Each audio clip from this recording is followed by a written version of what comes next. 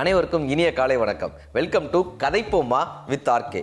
தலை சிறந்த கதைகளையும் அந்த கதைகள் சொல்லக்கூடிய மானுடத்தையும் உங்களுக்கு கடத்துவது தான் இந்த நிகழ்ச்சியினுடைய நோக்கமே. அந்த வகையில் மகாபாரதத்திலிருந்து ஒரு சுவாரஸ்யமான ஒரு கதையை எஸ் ராமகிருஷ்ணன் அவர்கள் தன்னுடைய பயணங்களில் நாட்டுப்புறங்களில் கேட்டதாக இந்த கதையை சொல்லியிருப்பார். இது பாரத புத்தகத்தில் இருக்கிறதா என்றால் இது பாரத புத்தகத்தில் இருக்கிறதா என்பது எனக்கு தெரியாது. ஆனால் இது மக்கள் சொல்ல நான் கேள்விப்பட்டிருக்கிறேன் என்று எஸ் ராமகிருஷ்ணன் என்கிற எழுத்தாளர் சொல்லி நாங்கள் கேள்விப்பட்ட கதை இது. இந்த கதை இப்படி தான் ஆரம்பிக்கும். அந்த துவாரகா என்று சொல்லக்கூடிய கிருஷ்ணரும் பலராமரும் ஆண்டு கொண்டிருந்த துவாரகா நாட்டிற்கு துர்வாச முனிவர் வராரு அப்படின்ற ஒரு செய்தி வருது. துர்வாச முனிவர்ன்றவர் யார் அப்படின்னா, மிகப்பெரிய ஒரு கோபக்காரராகவும் ஒரு சின்ன பிழை நடந்தால் கூட சாபம் கொடுக்கக்கூடிய, தன்னுடைய சக்தியெல்லாம் சேர்த்து சாபம் கொடுக்கக்கூடிய ஒரு மிகப்பெரிய ஒரு முனிவராகவும் துர்வாச முனிவர் இருக்கார். ஆனால் அவருக்கு தவத்தின் பலனா அத்தனை பெரிய சக்தி இருந்தாலும் கூட மிகவும் கோபம் அடையக்கூடிய முனிவராக அந்த துர்வாச முனிவர் இருக்கார். இந்த துர்வாச முனிவர் ஒரு நாட்டுக்கு வராரு அப்படின்னா அந்த நாட்டில் இருக்கிறவங்களுக்கு மிகப்பெரிய ஒரு பயம் தொற்றிக்கொள்ளும். அவரை எப்படி வரவேற்பது, அவரை மரியாதை கோணாமல் எப்படியெல்லாம் வரவேற்று அவருக்கு என்ன வகையான உணவளிப்பது, அவருக்கு எதெல்லாம் பிடிக்கும் எதெல்லாம் பிடிக்காது, எப்படி அவரை கவருவது என்று எல்லோருக்குமே மிகப்பெரிய ஒரு பதட்டம் தொற்றிக்கொள்ளும். இப்போ துவாரக நாட்டை பலராமர் ஆண்டு கொண்டிருக்கிறார். கிருஷ்ணர், இறைவன் என்று சொல்லக்கூடிய கிருஷ்ணரே சற்று பதற்றமாக இருக்கார்.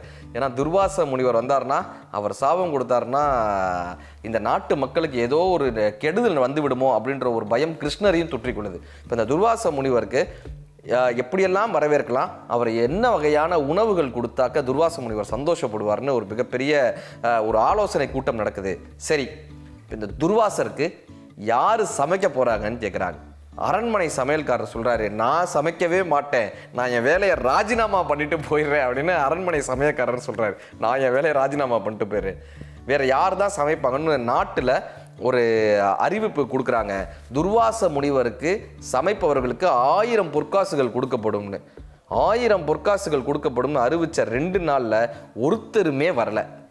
ஒரு நாள் ஆகுது, 2 நாள் ஆகுது, 10 நாள் ஆகுது. 1000 பொற்காசுகள் கொடுக்கப்படும்னு சொல்லியும் கூட எந்த ஒரு சமையல் செய்பவரும் துர்வாச முனிவருக்கு நாங்கள் சமைக்க மாட்டோம்ப்பா அப்படின்னு எல்லோருமே விலை கொண்டாங்க. அரண்மனை சமையக்காரர்களாக இருக்கட்டும், ஊரில் இருக்கக்கூடிய தலை சிறந்த சமையக்காரர்களாக இருக்கட்டும், அந்த மிகப்பெரிய நாட்டில் ஒரே ஒரு சமையல் செய்பவர் கூட அவருக்கு நான் சமைத்து போடுவேன்னு முன் வரவே இல்லை.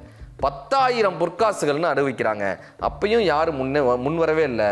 கிராமத்திலிருந்து சாதாரண ஒரு சமையல் செய்து கொண்டிருக்கிற ஒரு இளைஞன் வர்றான். நான் துர்வாச முனிவருக்கு சமைக்கிறேன்னு சொல்கிறான். இவங்களுக்கு வேற வழியே இல்லை, ஏன்னா வேற யாருமே வரல, இந்த ஒரே ஒரு இளைஞன் தான் வர்றான். சரி, நீ சமைப்பான்ற உத்தரவு கொடுக்குறாங்க. அந்த இளைஞன் கரெக்டாக துர்வாச முனிவர் வருவதற்கு இன்னும் 3 மாதங்கள் தான் இருக்குது, நீ என்னெல்லாம் பயிற்சி பண்ணுவியோ பண்ணி அவர் சமையலில் அவருக்கு பிடித்த மாதிரி இருந்துடணும் அப்படின்னு. 3 மாதங்கள் ஆகிறது. துர்வாச முனிவரும் அவருடைய சீடர்களும் வர்றாங்க, துவாரக நாட்டுக்கு வர்றாங்க. சீடர்கள்லாம் அமர்ந்திருக்காங்க, அவங்களுக்கு உணவு பரிமாறப்படுது. துர்வாச முனிவர் அந்த ஒரு உணவினுடைய ஒரு கவளத்தை எடுத்து வாயில் வைக்கிறார். வச்சுட்டு கண்ணை மூடி அப்படியே ரசிக்கிறார் அந்த உணவை. மீண்டும் மீண்டும் மீண்டும் மீண்டும் அந்த உணவை ரசிச்சு ரசிச்சு ரசிச்சு ரசிச்சு ரசிச்சு சாப்பிட்றாரு துர்வாச முனிவர். அந்த சீடர்களெல்லாம் ஆச்சரியத்துடன் பார்க்குறாங்க. ஏன்னா அவர் அந்த உணவை எந்த இடத்துலையும் உணவை இவ்வளவு ரசித்து சாப்பிட்டதே இல்லை.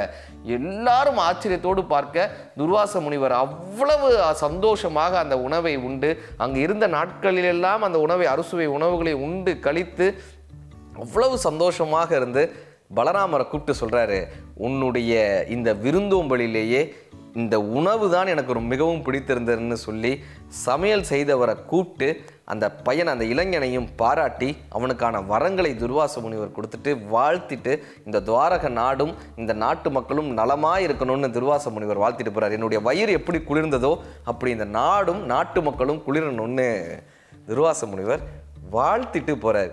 இப்போ ஒரு பெரிய பாரம் இவங்களுக்கு இறங்குது. இந்த ஸ்கூலுக்கெலாம் சூப்பர்வைசர் யாராவது ஒருத்தவங்க வந்தாங்கன்னா ஸ்கூலே அல்லோலப்படும் இல்லையா, ஹெட் மாஸ்டர்லேருந்து டீச்சர்லேருந்து எல்லாரும் அல்லோலப்படுவாங்க. அந்த மாதிரி அந்த சூப்பர்வைசர் முடிச்சுட்டு போனதுக்கப்புறம் எல்லாருக்கும் ஒரு திருப்தி இருக்கும்ல, அப்படி ஒரு மகிழ்ச்சியான ஒரு மனநிலையில் பலராமரும் கிருஷ்ணரும் உட்காந்துருக்காங்க. அந்த இளைஞனை கூப்பிட்டு கேட்குறாங்க, இத்தனை சமயக்காரர்கள் நான் சமைக்கவே மாட்டேன்னு சொல்லிட்டு போகும்போது நீ மட்டும் எப்படி முன் வந்த? ஒன்று, துர்வாச முனிவர் இவ்வளவு சந்தோஷத்துடனும் இவ்வளவு கண்ணை மூடி ஆனந்தமாய் ஒவ்வொரு பண்டங்களாக உண்டதற்கு என்ன காரணம்? நீ என்ன மேஜிக் இதில் பண்ண, என்ன மாயாஜாலம் பண்ண? அந்த சமையல் செய்தவர் வந்து ஒரு வார்த்தை சொல்கிறாரு, நான் ஊரில் சாதாரணமாக சமைத்து கொண்டிருந்தவன் தான், ஆனால் என்னுடைய பொருளாதாரமும் என்னுடைய வாழ்க்கையும் கண்டிப்பான முறையில் வாழ்க்கையில் அடுத்த கட்டத்தை நோக்கி நான் போகணும்னா ஏதோ ஒரு ரிஸ்க்குன்னு சொல்கிறோம்ல, ஏதோ ஒரு முயற்சியை நான் செய்து தான் ஆக வேண்டும் என்ற ஒரு கட்டாயத்தில் இருந்தேன். அந்த நேரத்தில் தான் நீங்கள் அறிவிப்பை கொடுத்தீங்க. ஏன் நம்மளால் முடியாது? இத்தனை பேர் மறுத்து நமக்கு அந்த வாய்ப்பு கிடச்சிருக்கு, ஏன் நம்மளால் முடியாதுன்னு முதல் விஷயம் நான் யோசித்தேன். எல்லாரும் விலகிட்டா எனக்கு அந்த வாய்ப்பு வந்துடும். நான் நடந்து வந்துடக்கூடிய வாய்ப்பிற்காகவே எல்லாரும் விலகிட்டாங்க.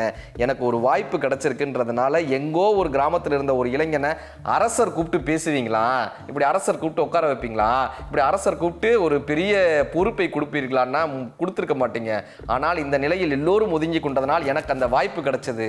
முதலில் அந்த வாய்ப்பிற்கு இறைவனுக்கு நன்றி சொன்னேன். ரெண்டாவது விஷயம் என்ன தெரியுமா? நான் நேராக நீங்கள் ஒரு 3 மாதம் எனக்கு காலம் கொடுத்தீங்கல்ல, இந்த 3 மாதம் என்ன தெரியுமா பண்ணேன்? நான் நேராக துர்வாச முனிவருடைய வீடு எங்கே இருக்குன்னு கண்டுபிடிச்சேன்.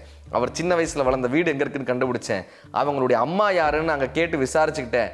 அவங்க அம்மா கிட்ட போய் 3 மாதம் பயிற்சி எடுத்தேன். அவங்க அம்மா வந்து உப்பு எவ்வளோ அளவு போடுவாங்க, புளி எவ்வளோ போடுவாங்க, காரம் எவ்வளோ போடுவாங்க, அவங்க அம்மாவினுடைய சமையல் எப்படி இருக்கும் அப்படின்றத 3 மாதமும் நான் அவங்க அம்மா கிட்ட கற்றுக்கிட்டேன். நான் இங்கே சமைத்தது என்னுடைய கைவண்ணம் அல்ல, துர்வாச முனிவரின் அம்மாவினுடைய கைவண்ணம் எப்படி இருக்குமோ அந்த கைவண்ணத்தில் நான் சமைச்சேன். அவர் எடுத்து சாப்பிட்ட போது அவரையும் அறியாமல் அவருக்கு அம்மாவினுடைய கைவண்ணம் வந்ததன் காரணத்தினால அவர் கண்ணிலேருந்து ஆனந்த கண்ணீர் வந்தது. அந்த உணவு அவரது வயிற்றை தொட்டு நெஞ்சை தொட்டு உள்ளிருக்கும் ஆன்மாவை தொட்டதற்கு காரணம் அது அம்மாவின் சமையல் போல் இருந்த காரணத்தினால் அது அவர் ஆன்மாவை சென்று தொட்டது. அதுதான் இந்த சமையலினுடைய வெற்றிக்கு காரணம்னு அந்த சமையல் செய்தவர் சொல்கிறாரு. எல்லாரும் ஸ்தம்பிச்சு போய் நின்று அந்த விஷயத்தை கேட்குறாங்க. எவ்வளவு பெரிய விஷயம்ப்பா! அந்த சமையல் செய்தவர் சொன்னாராம், உலகத்திலேயே எத்தனை பெரிய உணவும், உலகத்திலேயே எத்தனை சுவையான உணவும், உலகத்திலேயே எத்தனை பிரம்மாண்டமான உணவும் தாயினுடைய கைப்பக்குவத்துக்கு ஈடாகாதுன்னு அந்த சமையல் செய்தவர் சொன்னதாக அந்த கதையை முடிச்சிருப்பாருங்க. உலகத்திலே ஏன் தெரியுமா தாயினுடைய கைக்கு மட்டும் அத்தனை ருசி இருக்குது? எல்லோரும் இந்த சமையலில் உப்பு புளி காரத்தை மட்டும் போட்டு சமைக்கும் பொழுது அம்மா மட்டும்தான் அன்பையும் பாசத்தையும் யார் சாப்பிட போகிறார்கள் என்ற ஒரு அக்கறையையும் சேர்த்து போட்டு அங்கே சமைப்பதால் தாயின் கைவண்ணத்திற்கு மட்டும் அத்தனை ருசி இருக்கிறதுன்னு இந்த கதையில் எஸ்ரா வந்து சொல்லி முடிச்சிருப்பாருங்க. மீண்டும் இதே போல ஒரு சுவாரஸ்யமான கதையோடு உங்களை சந்திக்கும் வரை உங்களிடமிருந்து விடைபெறுவது ஆர்கே.